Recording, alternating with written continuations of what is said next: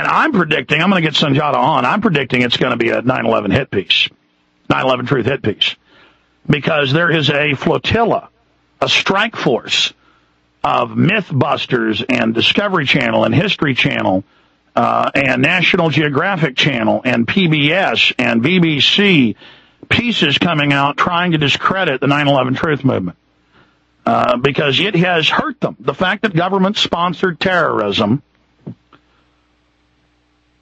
the fact that that's one of their favorite tools, and the fact that we've introduced that to the public mind, that governments have done this hundreds of times, our government hundreds of times, admittedly, other governments. And the psych warfare chiefs for 7 years have tried to ignore us, but they know they can't. They understand the danger of what they're doing, though.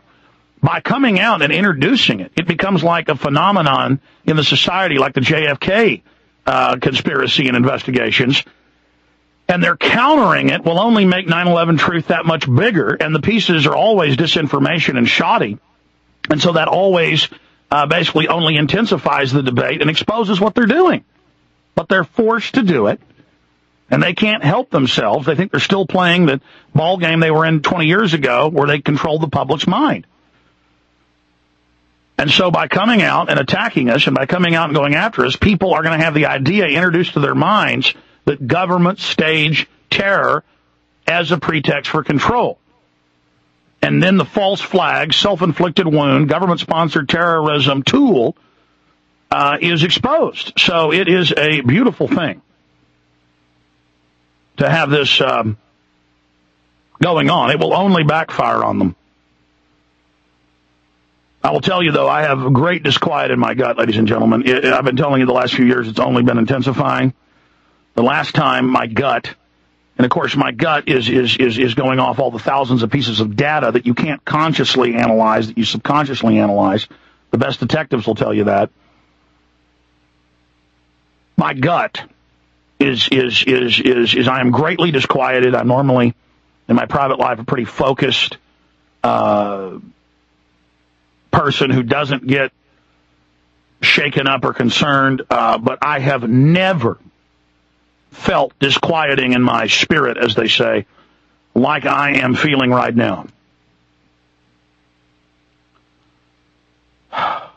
It takes a lot of will and nerve to be able to admit what the New World Order is. We tend to rationalize and make excuses to really protect our own psyches from reality because it is just so horrifying. It is more horrifying than the most nightmarish slasher film. It is, you know, reality is so much more powerful, the good, the bad, and the ugly at every level. I was driving in the car yesterday and heard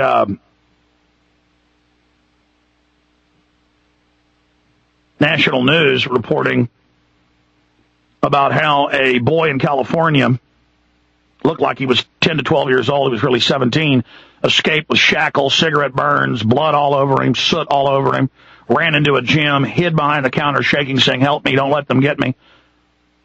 And the newscast said that the police were responding and we were going to find out who did it. And I instinctively knew. I said, that guy was in foster care. And when I got home last night, I Googled it, and sure enough, in the news, in the local news, it was that he was in foster care. But in the national news, it wasn't that he was in foster care. Because I've seen it 1,000 times plus. I mean, 9 times out of 10, when you hear about somebody escaping from some subterranean pit, 5-year-olds, 10-year-olds, 20-year-olds, 9 times out of 10, and it's in the news every week in the U.S. alone, they were in, quote, foster care, or the foster care group basically sells the child to pedophiles, and then they never even get in trouble. Remember back in 2003 in Florida, it was the one time this stuff broke into national news. CNN and others reported 3,000 plus children, small children, missing from Florida foster homes. And they were finding them dead, buried, murdered in other states in rituals. And then it turned out that the 3 directors of the Florida CPS, the top guy, the second guy, the third guy, were all convicted child rapists. And then the replacement they hired was a child rapist. And then the next replacement they hired was a pedophile. And you can go pull those articles up just year after year, because that's who these people are. I'm not saying all social services, but the directors of it. That's why CPS has a 50+% turnover every year. People go get degrees in this. They really want to help children. There is real abuse going on outside of the system. And they go and they find out it's a horrible crew of people, and they leave. So there's three types. There's the types that want to help that leave. That's 50+%. Just Google social services, children's social services workers, highest turnover in government. Something like that will come up. And then you've got the pedophiles, and then you've got just the criminals, the sociopaths who just want to make the $150,000 a year. Oh, you didn't know that? Salaries in some cases on the bounties. The worst ones are the private go-betweens. It's the social service workers that sit between the government and the children and work in the courts that then take the children to the adoption centers and fence them out to parents that have no idea how dirty the adoption system is. And in cases with children that aren't wanted or children that are disabled, for medical experiments. I mean, folks, again, the only place it ever broke was in Oregon, California, and New York in the last few years. It broke big there. You see it locally everywhere, but it never becomes a national issue. About, just in the New York Daily News articles, the series on it, thousands of low-income children, predominantly black, having medical experiments done on them. And see, I got all this news I want to get to, and I can't not just get into the subject on air that is actually getting to me.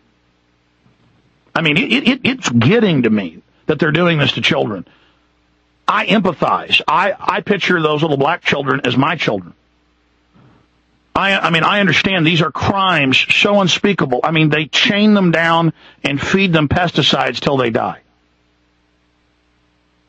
And even the wicked CPS workers who are in this culture, we know about that in New York and Oregon and in California because they couldn't handle it and blew the whistle. And then they got fired. They got in trouble. Oh, God help us. I mean, I focus, and I'm not whining. I'm just explaining why I get so angry and so upset because, I mean, I really think about it. So what? We're going to have martial law. So what? We're going to have troops on the streets. So what? They're going to take our guns. I mean, it's horrible. It's bad, but it's nothing compared to all the children, over 1 million a year, taken from their parents, most of them for no reason, and abused. Government's 5 times more likely to abuse the children or kill them. And I think, what do we expect? Of course we're going to have martial law. The AP is now reporting, and Bloomberg are reporting, it's $8.4 trillion. See, last Friday it was $7.8 trillion. It's now $8.4 trillion. Stolen by the banks, offshore banks, because that bill was written. It said we can take over and take everything and bankrupt you, and no one can stop us and no one can review us, and we're given basically a congressional pardon. I mean, of course, if you've got 50 million aborted babies since 1974 and growing, a couple million a year, of course you've got infanticide going on with old people, with babies, and euthanasia with old people. All the nursing home abuse, the kids don't care about their parents, they're letting them rot. We're all selfish, demonic creatures, myself included. And I just repent, God. And you're saying, well, Alex, you haven't been involved in any of that stuff. No, but I didn't do enough to fight it, and I do all sorts of other things in my life that aren't good. I mean, my point is we're all decadent. My main problem is eating too much. My main problem is, I'll go a month without drinking, and then I'll go a month of drinking. Because frankly, and it's not good, it's not healthy, but frankly, I can go drink a quarter bottle of tequila, and I won't worry about this stuff for an hour or two. I mean, I just want to get real with everybody here, man. This is freaking me out. I want it to stop. And let me tell you who I blame most. It's all the middle class, know-it-all, arrogant, dressed up, fancy pants, glitter bug, fake preachers and fake yuppies and the people in this country that think they're part of the elite and who are all arrogant and self-centered who let all this evil take place and go on all around us. It shouldn't just be up to Alex Jones and my ragtag listeners to try to stop this. We need mainline America to have a revelation of understanding like Saul of Tarsus on the road to Damascus, and you need to get knocked off your horse and knocked off your high horse and stand up for humanity.